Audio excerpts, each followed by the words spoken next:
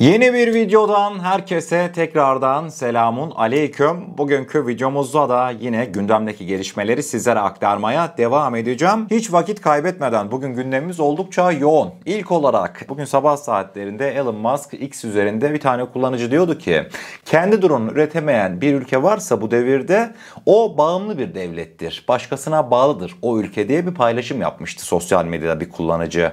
Daha sonrasında Elon Musk görmüş olduğunuz paylaşımı yaptı. Yani destekler nitelikte bir paylaşımdı. Evet, gerçekten de bir ülke kendi drone'unu üretemiyorsa o ülke başkasının egemenliği altındadır anlamına gelmekteydi.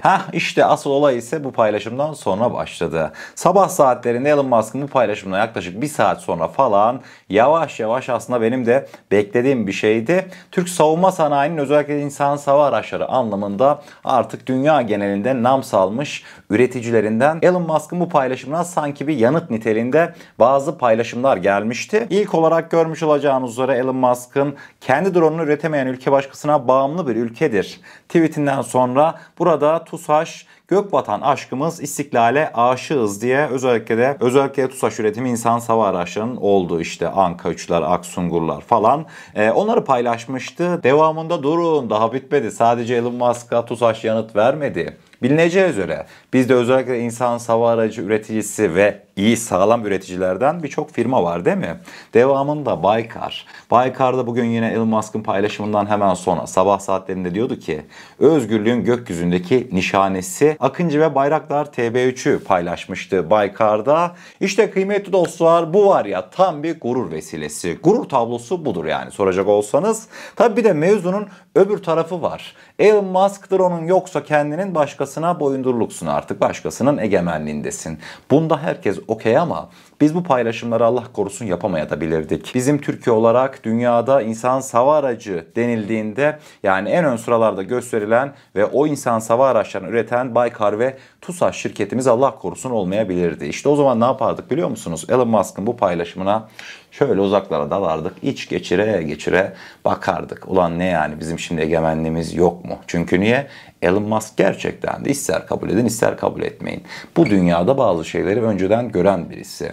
Kendisi daha öncesinde F-35'ler her şeyi yapmak için tasarlandı ama artık hiçbir şey yapamıyor diye bir paylaşımda da bulunmuştu. Yani Elon Musk geleceği drone'da görüyor ve Türkiye daha önce demiştim Allah'a şükürler olsun ki dünyadaki insan hava araçları pazarının %60-65'ine şu an sahip. Şükürler olsun bu alanda Türkiye'nin liderliği oldukça gurur vericiydi. Hemen devamında tabii Türk savunma sanayinden bugün çok güzel haberler sizlere aktaracağım. Geçtiğimiz günlerde TÜBİTAK 2024 yılı faaliyet raporu yayınladı. Faaliyet raporunu şöyle yavaştan elime aldım çayımı kahvemi bir göz gezdireyim dedim. Neler yapılmış, neler edilmiş falan filan diye. Tabii bazı dikkatimi çeken kısımlar vardı. Daha önce basınla paylaşılmayan. Şimdi mesela ilk olarak ona gideceğiz. Kıymetli dostlar TÜBİTAK'ın 2024 yılı faaliyet raporunda karşımıza çıkan özellikle de Milli Muharip Uçağı Kağan'da öyle bir yazılım yapmış ki TÜBİTAK nasıl bir yazılım biliyor musunuz? Tamamıyla hayalet ediyor Milli Muharip Uçak Kağan'ı. Detaylar bir karşımıza gelsin. Raporda daha dikkat çekici bazı ifadeler de mevcut. TÜBİTAK'ın yayınladığı 2024 yılı faaliyet raporunda Milli Muharip Uçak Kağan'a ilişkin önemli gelişmelere değinilmişti. Raporda Milli Muharip Uçağı'na radarda görünmezlik özelliği kazandırabilmesi için elektromanyetik tasarım süreçlerinde kullanılmakta olan RASEM yazılımını geliştirme, doğrulama ve kabul faaliyetleri TUSAŞ işbirliği ile TÜBİTAK MAM tarafından başarıyla tamamlanmış olup yazılım TUSAŞ'a teslim edilmiştir denildi. Ayrıca Milli Muharip Uçağımız Kaan için yaşam destek sistemi ve patlama önleme sisteminin ön tasarım ve kritik tasarım aşamaları tamamlanarak prototip üretim çalışmalarına başlanmıştır diye bir açıklama yapılmıştı. Kaan bu RASEM yazılımı ne? TÜBİTAK'ın TUSAŞ'a vermiş olduğu Milli Muharip Uçak Kaan'la kullanılması için. Kıymetli dostlar RASEM yazılımı Milli Muharip Uçak Kaan'ın görünmezliği için yazılımsal anlamda çok kritik bir rol üstleniyor. Yani kısacası olayı şöyle özetleyeyim. TÜBİTAK öyle bir yazılım yapmış ki onu TUSAŞ'a vermiş. Daha sonrasında Milli Muharip Uçak K'nın bazı frekanslarda radarlara yakalanmaması sağlanmış ve yazılım gerçekten de 10 numara 5 yıldız çalışmaktaymış. Teslim edilmiş şu an. Hemen akabinde durun, sürprizler bitmedi. O raporda çok can alıcı detaylar var. Şimdi kıymetli dostlar, hatırlar mısınız? Bundan yalan konuşmayayım, yaklaşık 2 ay önce falandı.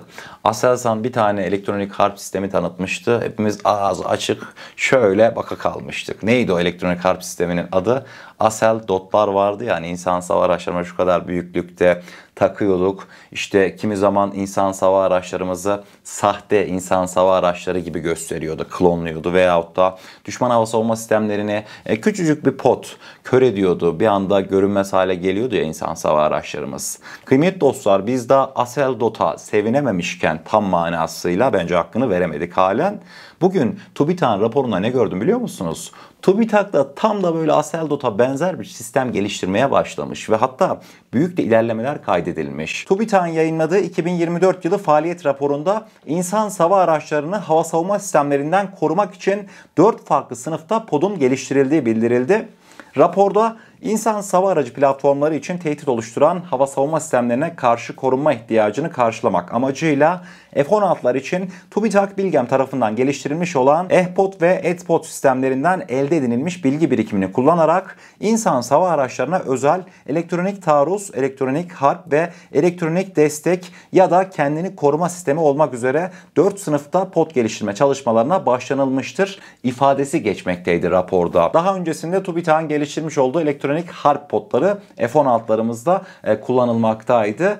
TÜBİTAK insan savar araçlarına bu elektronik harp podlarını monte etmek için, onlara uyarlamak için önemli çalışmalara başlamış. Şimdi şöyle düşünün, öylesine kritik bir teknoloji ki aslında. Örnek veriyorum, Bayraktar TB2. Bayraktar TB2 işte iki bir kanatta 4 tane mamle taşısın, tamam mı? Şimdi kıymetli dostlar, Bayraktar TB2 daha öncesinde kendi içindeki bilgisayarın elektronik harp sistemleriyle mücadele ediyordu. Fakat düşünsenize, 3 tane mamleye taksın, bir tane de Asel Dot veyahut da işte EHPOD, yeni TÜBİTAK'ın geliştirmiş olduğu o elektronik harp sistemlerinden bir tanesini taksın bir kanada. 3 tane mamleye kaldı değil mi geriye? 3 mamle ile zaten her iş halledilir. Devamında o takılan küçücük pod, elektronik harp poduyla zaten insan savar aracımız içindeki o bilgisayarla gücünü birleştirince tam anlamıyla bir görünmez hale geliyor. Ha derseniz ki yok Kaan, ben ulti açacağım, sıkıntılı bir yere gireceğiz çıkacağız. İşte dersiniz ki İsrail sınırına yaklaştık, Hama'da, Humus'ta, örnek veriyorum, Allah izin verir. T-4 hava üssüne konuşlandı mı insan savar araçlarımız? Ne yapacağız biliyor musunuz? Ulti açacaksak eğer. İşler çok mu sıkıntıya girecek gibi. Gideceğiz sağ tarafa Aselsan üretmiş olduğu antidotu takacağız. Sol tarafa da gideceğiz. Yeni TÜBİTAK'ın geliştirmiş olduğu EHPOD'u takacağız. Bir tane mamle, bir tane de mamle. Artık böyle kritik hedeflere. Yani düşünsenize 3 tane elektronik harp sistemi olacak. Küçücük insan savar aracı Bayraktar TB2'de. Hani küçük diyorum ama Kızıl Elma'ya işte Akıncı'ya göre küçük. Zaten onu radarda falan görmeyi falan bir unutun. Yani siz o insan savar aracının füzesini fark ederseniz, füzesini görebilirseniz dua edin. O insan savar aracı mesela artık en sıkıntılı bölgelere yolla, 5 dakika bekle çıksın gelsin. Zaten artık mühimmatları da uzaktan fırlatacağız. Oldu da içine mi gireceğiz, olduk işte düşman hava savunma sistemlerinin. O demir kubbeyi falan ben görürüm yani o zaman.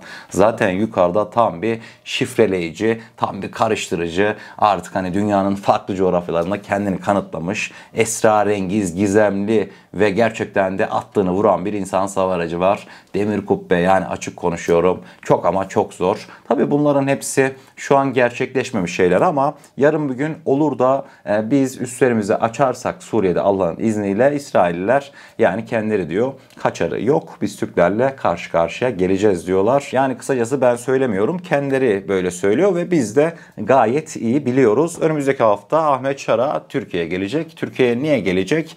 Birincisi büyük ihtimalle kabine bir konuşulacak. Devamında zaten günün belki de tamamı Suriye'deki Türk üslerine ayrılacak. O muhabbetler bir tartışılacak. Ne yapabiliriz, ne edebiliriz? Yani gündem yoğun olacak diyorum ve hemen devamında sosyal medya haberlerimize gelmiş oluyoruz. Sosyal medya haberlerimizde yine TÜBİTAK'ın 2024 raporundan yola çıkarak önemli bir haber vardı. Kıymetli dostlar, hatırlar mısınız? Geçtiğimiz yıllarda ta böyle Karabağ Harekatı'ndan falan önceydi. Kardeş ülkemiz Azerbaycan Türkiye'den son füzesi almak istemişti. Fakat Azerbaycan'a son füzesini verememiştik. Sadece bir geçit töreninde kullanılmıştı ama füze Azerbaycan ordusunun aktif kullanımında değildi.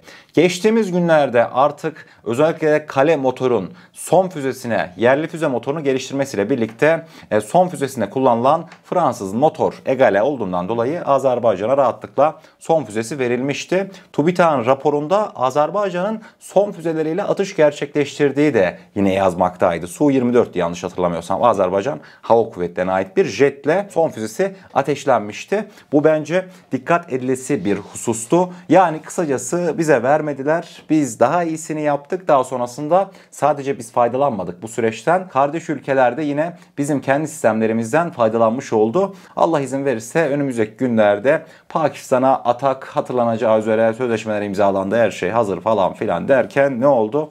Amerika dedi ki abi ben motor vermiyorum. Ne oldu? Kardeş ülkemiz Pakistan'a ne yazık ki atakları teslim edememiştik. Önümüzdeki dönemlerde Allah izin verirse aynı SOM'da olduğu gibi atak helikopterimizin motorunu kendimiz geliştirdikten sonra zaten rahatlıkla Pakistan'a atakları da teslim edeceğiz. Bu aslında bu sürecin bir başlangıcıydı diyorum ve hemen devamında hazır Fransa dedim ya şimdi. Dün Fransa Cumhurbaşkanı Emmanuel Macron Sisi ile Mısır sokaklarında gezmekteydi ve gerçekten de görüntüler benim oldukça dikkatimi çekmişti. Şu an karşınızda görmüş olacağınız üzere bizzat Emmanuel Macron kendi sosyal medya hesabından paylaşmıştı. İşte Sisi ile birlikte artık görmüş olacağınız üzere büyük ihtimalle Mısır'daki tarihi aynı bizdeki kapalı çarşı tarzında bir yer. Görmüş olacağınız üzere her yerde Fransız bayrakları. Emmanuel Macron sanki böyle bir sevgi seliyle karşılanmış, Mısır halkı tarafından çok seviliyormuş gibi bir algı oluşmuştu açıkçası. Emmanuel Macron da zaten kendi sosyal medya hesabından işte iki ülkenin işbirliği giderek derinleşecek. Çok teşekkür ediyorum bu bana göstermiş olduğunuz sevgiden dolayı falan filan yazıp çizmekteydi. Türkiye için oldukça stratejik bir haberi sizlere aktaracağım. Türkiye stratejik altyapılarda dışa bağımlılığı azaltmak ve uzaydaki varlığını güçlendirmek için bölgesel konumlama ve zamanlama sistemi kuracak. Türkiye uluslararası mecrada bilinen ve kullanılan yerli bir harita ve navigasyon uygulaması da önümüzdeki günlerde geliştirmeye başlayacak. Yani hani Google Maps var, Yandex haritalar var falan filan ya aynı onun gibi Türkiye'de sadece Türkiye içerisinde değil tüm dünya tarafından tanınmış, bilinmiş bir yerli konum uygulaması geliştirmeye başlayacak. Bilineceği üzere Sayın Selçuk Bayraktar'ın da küresel konumlama sistemine ilişkin çok gerçekten de önemli çalışmaları mevcut Fergane projesinde. Yine orada da yavaş yavaş Fergane'deki uydu sayısı giderek artacak. Kısacası Türkiye'nin bundan sonraki hedefi özellikle de konumlandırma sistemleri olacak ve uzay yolculuğumuza inşallah tam gaz devam edeceğiz. Akabinde kıymetli dostlar bu fotoğraflar Hatay'da çekildi. Hatay'ın Samandağ ilçesinin sahilinde çekildi. Diyebilirsiniz ulan bu elindeki füze roket mi diye. Evet kıymetli dostlar yanlış görmüyorsunuz. Mevzuyu anlatıyorum. Hatay'ın Samandağ ilçesine bağlı meydan sahilinde yürüyüş yapan vatandaşlar tarafından bir roket parçası bulunmuştu.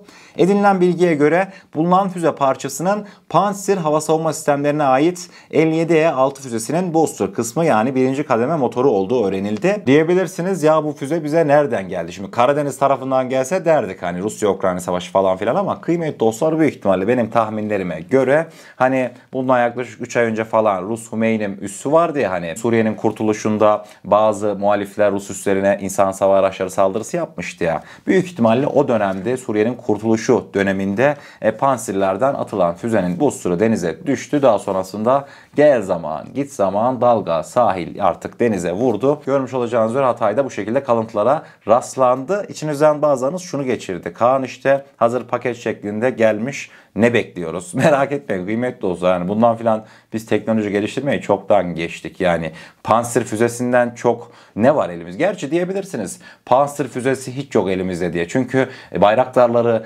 geçtiğimiz dönemlerde farklı coğrafyalarda pek göremedi ki füze atsın değil mi? O da bence farklı bir bakış açısı. İlla ki bu füzede bir yere gitmiştir öyle boş bir yere de gitmez. Siper projesinde, Çelik Kubbe projesinde belki kullanılabilir mi? Teknoloji gelişimi açısından bilmiyorum. Bakacağız, göreceğiz diyorum ve bugünkü videomuzda sonuna gelmiş oluyoruz. Eğer kanalımıza ilk defa gelmekteyseniz kanalımıza abone olarak bizlere destek olabilirsiniz. Videomuzu gerçekten beğenmişseniz aşağıda bulunan beğen butonuna basarsanız bizleri oldukça mutlu edersiniz. O zaman ne diyelim? Kendinize çok iyi bakın. Allah'a emanet olun. Her şey istediğiniz gibi olsun. Sağlıcakla.